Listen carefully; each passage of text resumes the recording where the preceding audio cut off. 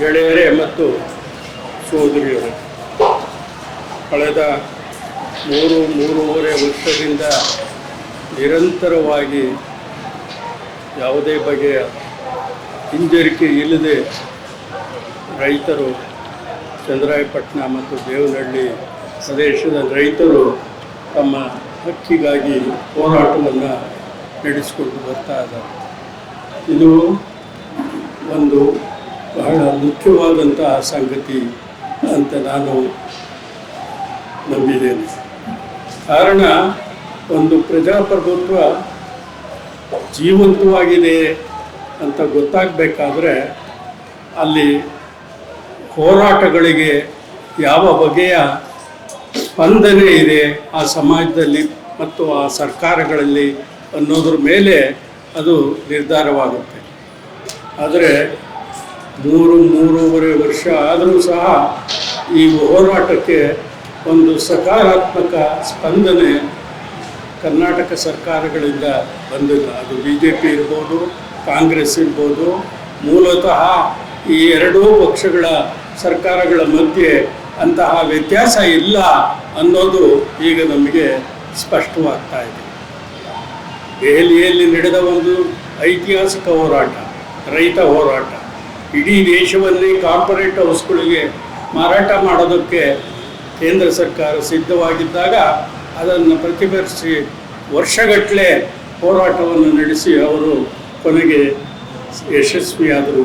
ತಮ್ಮ ಹೋರಾಟ ಗೆಲ್ಲುವಂತೆ ನೋಡಿಕೊಂಡ್ರು. ಇಲ್ಲಿ ಅದು ಯಾಕೆ ಸಾಧ್ಯವಾಗ್ತಾ ಇಲ್ಲ ಅನ್ನೋದು ಭಾಳ ಮುಖ್ಯವಾದ ವಿಚಾರ.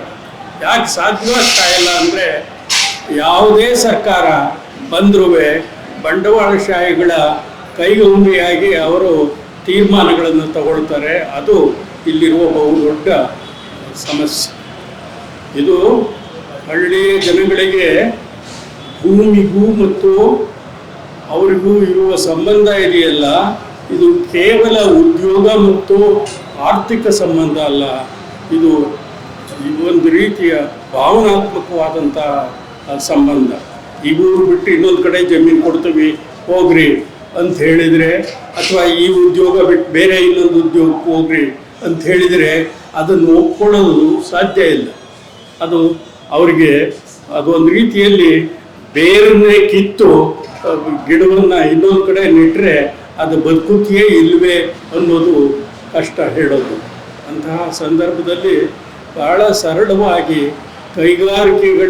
ಕೈಗಾರಿಕೆಗಳ ಸಲುವಾಗಿ ಯಾರನ್ನು ಬೇಕಾದರೂ ತಿರಸ್ಕರಿಸಿ ಯಾವ ನೆಲವನ್ನು ಬೇಕಾದರೂ ವಶಪಡಿಸಿಕೊಳ್ಬೋದು ಅನ್ನುವಂತಹ ಸರ್ಕಾರಗಳ ತೀರ್ಮಾನ ಏನಿದೆ ಅದು ಬಹಳ ದುರದೃಷ್ಟದ ತೀರ್ಮಾನ.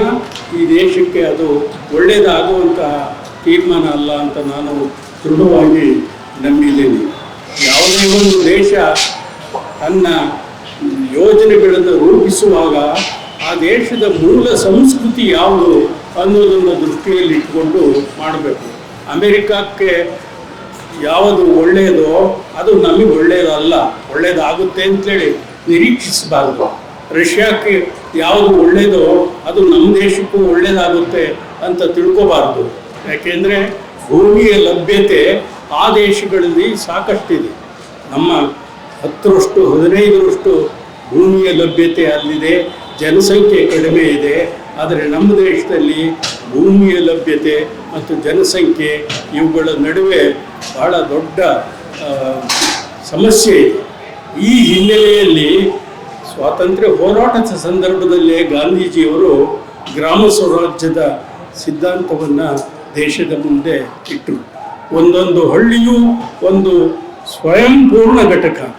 ಅದನ್ನು ಬೇರೆ ಅಧಿಕಾರದ ಕೇಂದ್ರಗಳು ಬದಲಾಯಿಸುವಂತೆ ಇಲ್ಲ, ಅದನ್ನು ನಿಯಂತ್ರಿಸುವಂತೆ ಇಲ್ಲ ಅನ್ನೋದು ಸ್ಥೂಲವಾಗಿ ಗ್ರಾಮ ಸ್ವರಾಜ್ಯ ಕಲ್ಪನೆಯ ಒಂದು ವಿಚಾರ.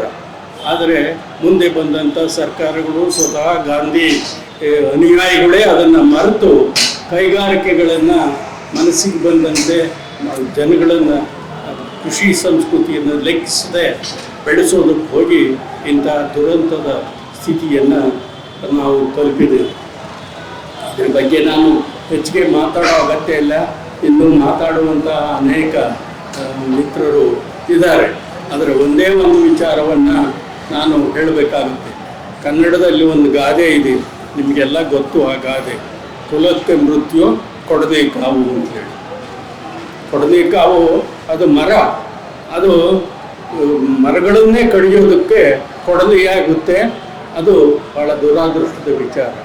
ಇವತ್ತು ಯಾರು ಅಧಿಕಾರದಲ್ಲಿದ್ದಾರೆ, ಇಂದು ಯಾರು ಅಧಿಕಾರದಲ್ಲಿದ್ದರು ಕರ್ನಾಟಕದಲ್ಲಿ, ಅವರೆಲ್ಲ ಮೂಲತಃ ರೈತ ಕುಟುಂಬದಿಂದ ಬಂದವರು. ಅದನ್ನು ನಾವು ಬಹಳ ದುಃಖದಿಂದ ಗಮನಿಸಬೇಕಾಗುತ್ತೆ. ಅವ್ರಿಗೆ ರೈತರ ಸಮಸ್ಯೆ ಅರ್ಥವಾಗೋದಿಲ್ಲ ಅಂತಂದರೆ ಇದಕ್ಕಿಂತ ದುರಂತ ಮತ್ತಿನ್ನೊಂದಿಲ್ಲ. ಯಡಿಯೂರಪ್ಪ ಯಾರೋ ಮಹಾ ದೊಡ್ಡ ರೈತ ನಾಯಕ ಅಂತೇಳಿ ಇವತ್ತಿಗೂ ಕ್ಲೈಮ್ ಮಾಡುವಂಥ ಒಬ್ಬ ನಾಯಕ. ಸಿದ್ದರಾಮಯ್ಯವರು ಯಾರೋ ತಾನು ಒಬ್ಬ ರೈತ ನಾಯಕ ಅಂತ ಕ್ಲೈಮ್ ಮಾಡುವಂಥ ಒಬ್ಬ ನಾಯಕ.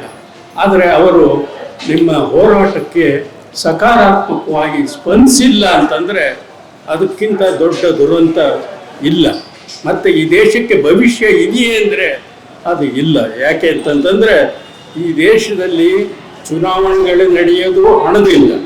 ಈ ಹಣವನ್ನು ಆ ಸರ್ಕಾರಗಳು, ಈ ಪಕ್ಷಗಳಿಗೆ ಒದಗಿಸೋರು ಬಂಡವಾಳಶಾಹಿಗಳು. ಆ ಬಂಡವಾಳಶಾಹಿಗಳನ್ನು ತೃಪ್ತಿಪಡಿಸೋದಕ್ಕಾಗಿ ನಮ್ಮ ರಾಜಕಾರಣಿಗಳು ಯಾವುದೇ ರೀತಿಯ ಇದನ್ನು ಅವರಿಗೆ ಪ್ರತಿಫಲವಾಗಿ ಕೊಡೋದಕ್ಕೆ ಸಿದ್ಧವಾಗ್ತಾರೆ. ಅದರಿಂದ ನಾನು ಸಿದ್ದರಾಮಯ್ಯನವ್ರನ್ನ ಈ ಸಭೆಯ ಮೂಲಕ ಬಹಳ ಗೌರವದಿಂದ ರಿಕ್ವೆಸ್ಟ್ ಮಾಡಿಕೊಳ್ಳೋದು ಇಷ್ಟೇ, ಕುಲಕ್ಕೆ ಮೃತ್ಯು ಕೊಡಲಿ ಕಾವು ಅನ್ನುವಂಥ ಗಾದೆ ನಿಮಗೆ ಅನ್ವಯ ಆಗದೇ ಇರಲಿ. ನೀವು ನ್ಯಾಯವಾದ ತೀರ್ಮಾನ ತೆಗೆದುಕೊಳ್ಳುವ ಮೂಲಕ ಈ ರೈತರಿಗೆ ನ್ಯಾಯವನ್ನು ದೊರಕಿಸ್ಕೊಡ್ರಿ ಅಂತ ಕೇಳಿ ನನ್ನ ಮಾತುಗಳನ್ನು ಮುಗಿಸ್ತೇನೆ. ನಮಸ್ಕಾರ.